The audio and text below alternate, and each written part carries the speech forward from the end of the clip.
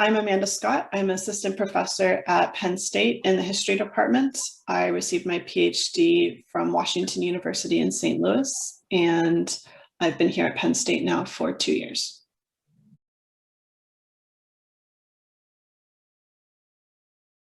I'm a historian of early modern Spain, and specifically the Basque Country is where most of my research has happened.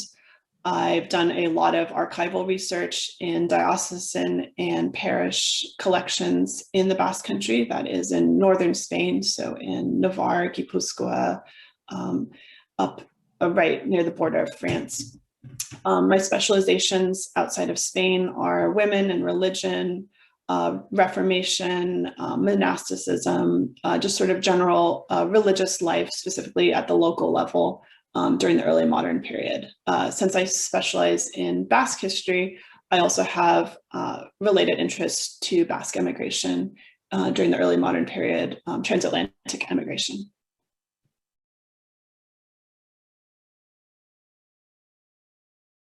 I think, like a lot of students, I really got into the topic I do because of a close mentor during undergrad. I worked with Luann Homza at William & Mary, and as a senior in college, she took me to the archives for the first time. I didn't really know what I was getting into. She'd worked with me and several other students for several months teaching us paleography. I had some ideas that I wanted to work on clerical leisure and misbehavior. I found some sources, some nice trials during just a short spring break trip, essentially.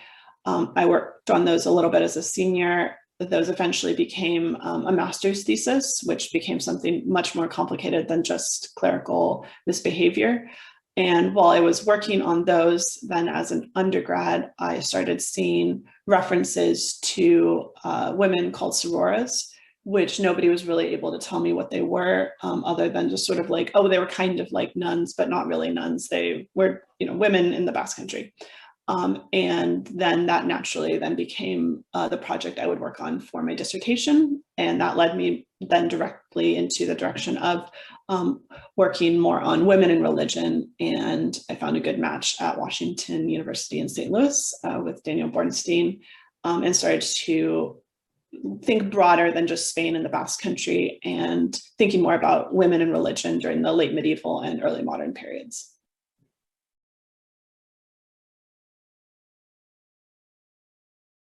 My book came out last year in 2020 in March, right at the height of the pandemic. So that was a very strange time for a book to come out. But it was also exciting because I had then finally something in my hands during that kind of strange time of year. So my book, like I said, is my dissertation revised history of these Basque sororas. And it's not just a short snapshot in time. I tried to do a study of them over quite a longer period of time to understand how they sort of rode out two periods of reform. So my focus then is from 1550 to 1800, sort of right around the period in which Tridentine era archives started to get really developed in the Basque Country, in the Diocese of Pamplona in particular. They had one of the best criminal diocesan archives. So really rich sources for the post-Tridentine period. So understanding how the sororas then kind of negotiated this role for themselves past reform, in which there was not supposed to be a place for lay religious women in the church. I then carry this forward to 1800, past the Bourbon reforms, finding that actually, rather than what people would expect would be the Tridentine reforms, it's actually the secular, more fiscally pragmatic reforms that actually led to more of the suppression of the sororas. So in studying the sororas then over 250 years, I'm able to do several things.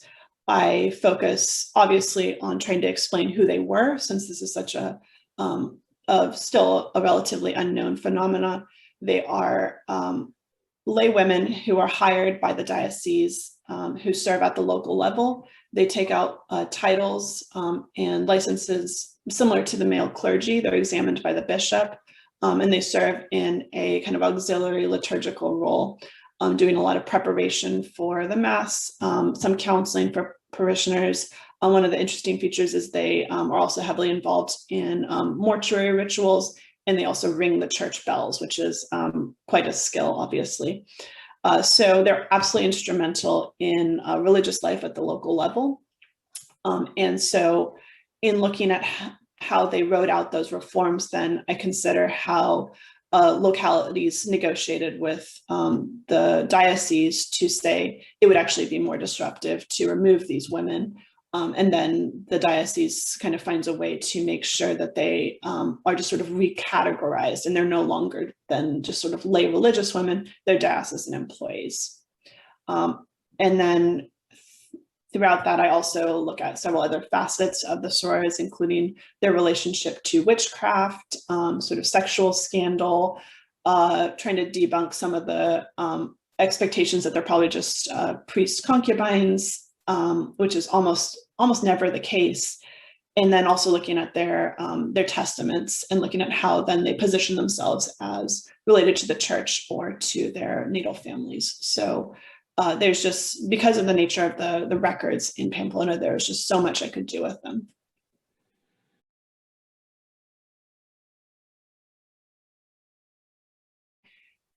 Like I said, one of the things that made this project possible was the extent of the archives in the Basque Country, but also the care that especially the diocesan archives in Pamplona and in San Sebastian do in preserving their records. This is something that I think is really special for those two archives, and something that really kind of sets them apart. I've worked in a lot of other diocesan archives, and these are phenomenal archives. So here's a picture then from the diocesan archive in Pamplona, which in the early modern period covered most of what is modern Navarre today, and also about half of Gipuzkoa. Biscaya and Oliva were partially under Diocese of Burgos, and then Calahorra. But for the most part, just because of the way the archives have survived, Pamplona was my main place. And then part of Pamplona was separated in the 1950s to San Sebastian. So a lot of records have migrated there. So you can see just the extent of these archival collections. These are pictures that were provided to me by the archive. So I just want to also make sure that they get credit for what they're doing artistically in presenting this archive too. You can see it's just basically like a football field of documents. There are multiple aisles of this. They go back. These are called legajos, and they are boards that hold together these. In this case, this is the criminal section of the diocesan archive. So these are all trials involving members, usually the clergy. The Diocese of Pamplona was very involved in using their kind of the weight of their criminal courts to reform, rather than kind of going after other angles. So these are usually, most of these are lawsuits involving the clergy and the sororas. Some of them are more suits against parishioners over not paying the clergy, such things like that. Another place that I worked in a lot was the General Archive of Navarre, the Royal General Archive. It's in an old castle. It's beautiful. And then one of my other favorite places was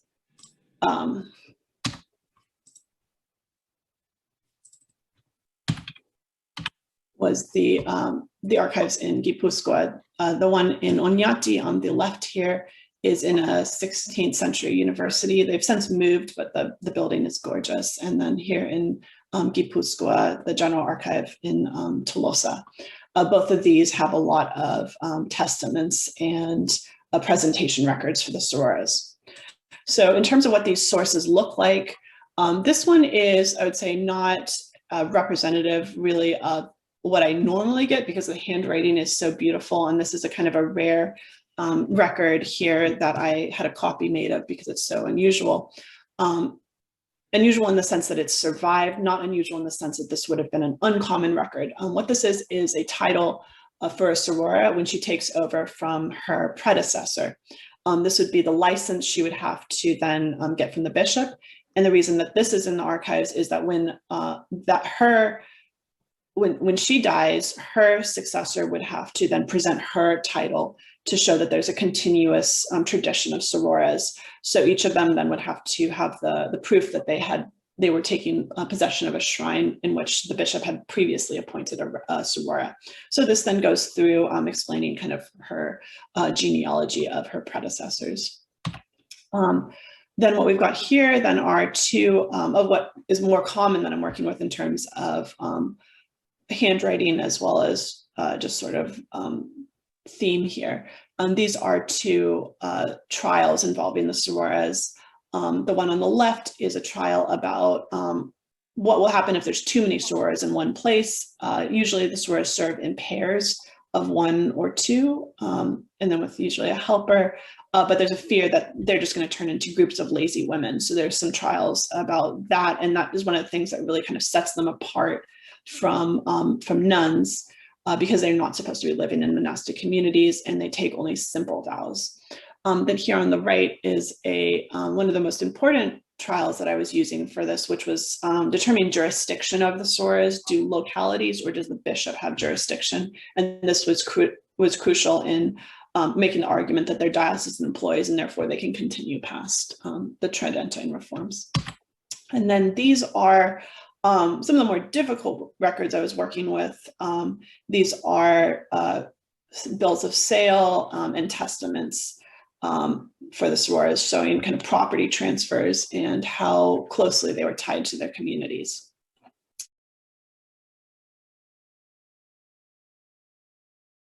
So one of the things I was really trying to make sure I didn't do here was just add the sororas to a long list of other lay religious women. There's extensive scholarship, really good scholarship on beguines, beatas, tertiaries, consulcere, across Europe, as well as to a small extent in the Americas. And I didn't want this to be just like, here's another name to add to this list, especially since there was always a lot of confusion at the early stages when I was a grad student kind of presenting this at conferences. People are like, well, that's fascinating, but aren't you just talking about beatas? Like, there's plenty of beatas in Castile, like you're talking about beatas.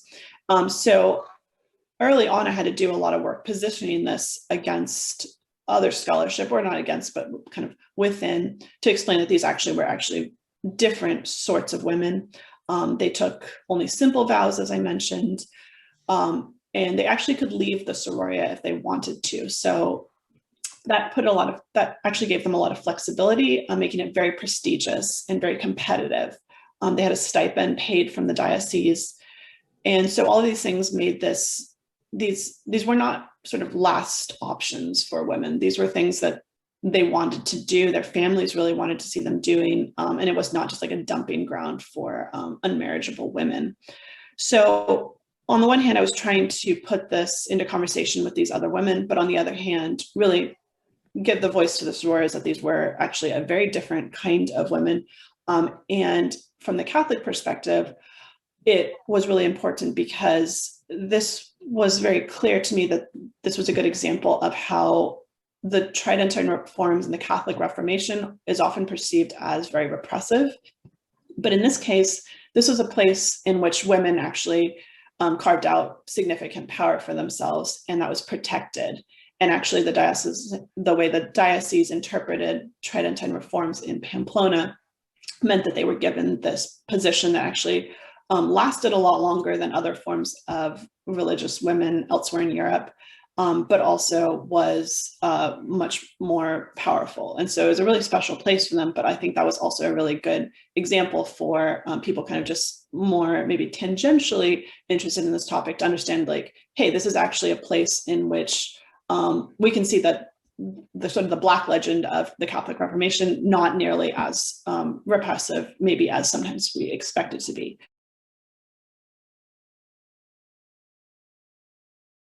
One of the things I couldn't fit into the book, just because you can't put everything into the book or the dissertation, but one of the interesting things that I'd found with the sororas was their relationship to the Jesuits.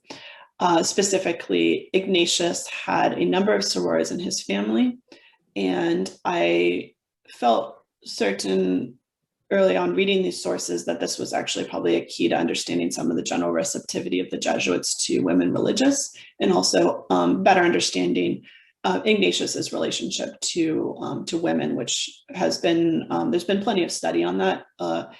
Tended to be kind of downplayed more by his early biographers, but it's well recognized that women were instrumental in kind of helping him form those close companionships that then led him eventually to the final companions.